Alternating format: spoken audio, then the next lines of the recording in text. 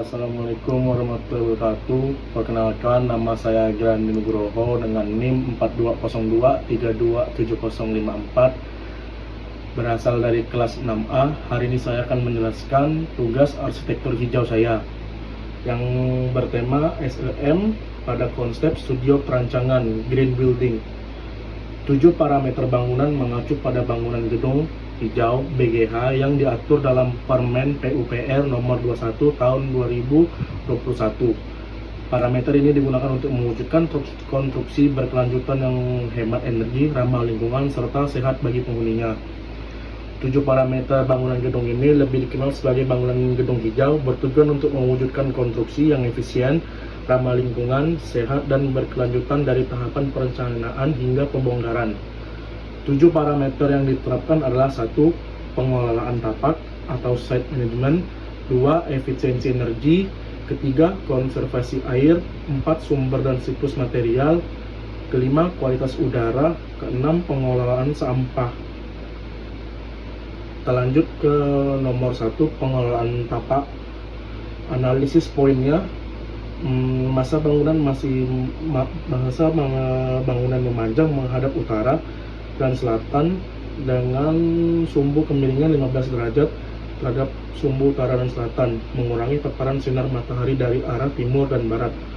Di sini kita bisa lihat arah timurnya adalah arah tempat matahari terbit, dan bagian selatan dan utara adalah bagian kelasnya.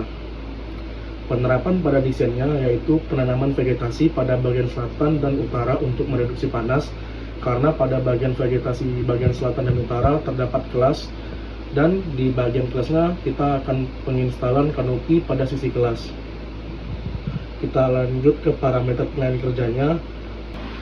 Kita lanjut ke nomor 2, efisiensi penggunaan energi, yang artinya mengoptimalkan penggunaan energi seperti pencahayaan dan pendingin ruangan untuk menekan konsumsi listrik secara drastis serta mengurangi emisi karbon. Analisis dan penerapannya yaitu 1. Menggunakan lampu LED pada setiap kelas, 2. Pemilihan material dan dinding atap dengan insulasi baik menggunakan nilai OTTV dan RTTV, 3. Bukaan jendela rasio dibatasi maksimal 30% dari luas dinding, 4. Atur suhu AC 24 derajat sampai 26 derajat untuk suhu optimal, dan yang terakhir ventilasi alami. Dan lanjut kita nomor 3, yaitu efisiensi penggunaan air. Sumber air yang digunakan atau dimanfaatkan adalah air hujan yang ditampung menggunakan tangki hujan. Analisis penerapannya adalah menggunakan peralatan sanitair agar hemat air, 2. Air hujan ditampung, dan 3. Pengelola air limbah. Yang keempat, kualitas udara ruang, memastikan sirkulasi udara atau ventilasi dan pencahayaan alami bekerja dengan baik agar ruangan tetap sehat serta bebas dari bahan beracun. Analisis penerapannya 1. Pelarangan merokok. Di dalam kelas, di A maupun di luar kelas dilarang merokok dan akan dipasang rambu dilarang merokok. 2. Penggunaan AC disetting di 24-26 derajat untuk menjaga kualitas ruangan agar tetap optimal. 3. Pemeliharaan AC seperti sering dicek ataupun di servis dan di maintenance. Material yang boleh dibangun pada konstruksi sekolah antara lain material dalam kategori ini harus bersifat aman, tahan lama, dan tidak beracun, seperti kayu solid, olahan bebas, baja ringan, cat berbahan dasar air, plastik bebas BPA, kaca laminat atau tempered glass, lantai keramik atau papan tulis dan papan tulis magnetik. Material yang tidak boleh dipasang di kelas yaitu asbes, dilarang karena seratnya memicu kanker paru-paru.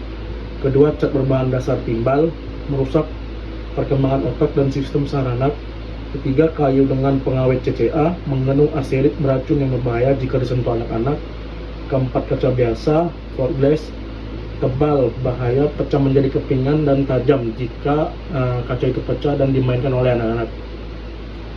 Terus ada karpet bulu tebal, menjadi serangan debu dan tungau dan memicu alergi atau asma. Lanjut lagi, plastik PPC non-food, mengandung talat es yang mengganggu hormon tubuh. Dan terakhir, bahan mudah terbakar, seperti styrofoam atau kain tirai tanpa pelapis anti api untuk dinding. Lanjut kita pengelolaan sampah. Penerapannya adalah reduce atau mengurangi penggunaan barang sekali pakai, membeli sesuai kebutuhan menggunakan pemakaian kertas. Yang kedua, reuse, menggunakan kembali barang yang masih layak, masih bisa dipakai, penggunaan wadah ulang seperti botol ataupun wadah. Ketiga, recycle atau daur ulang, mendaur ulang barang-barang yang masih bisa dipakai. Dan terakhir, pengelolaan air limbah. Sumber-sumber air limbah antara lain pertama toilet, kedua wastafel, ketiga dapur. Contoh perhitungan air limbah sekolah, siswa, guru, ataupun staf dan pengunjung. Data asumsi pengguna contohnya siswa ada 800 orang, guru dan staf ada 70 orang, dan pengunjung ada 30 orang. Standar kebutuhan air bersih umumnya sekolah menggunakan siswa 80 liter per orang, guru ataupun staf 50 liter per orang, pengunjung 30 liter per orang. Debit air limbah biasanya diambil sebesar 80% dari kebutuhan air bersih.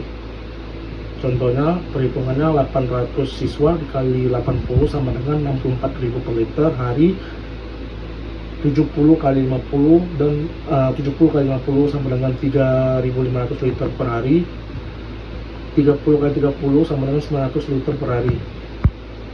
Jadi total kebutuhan air bersih adalah 64 kali 3.500 kali 900 sama dengan 64,4 meter kubik per hari atau kebutuhan air bersih.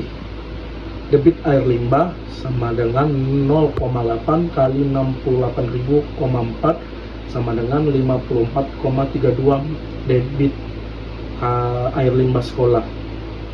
Baik, itu saja yang bisa saya sampaikan. Assalamualaikum warahmatullahi wabarakatuh.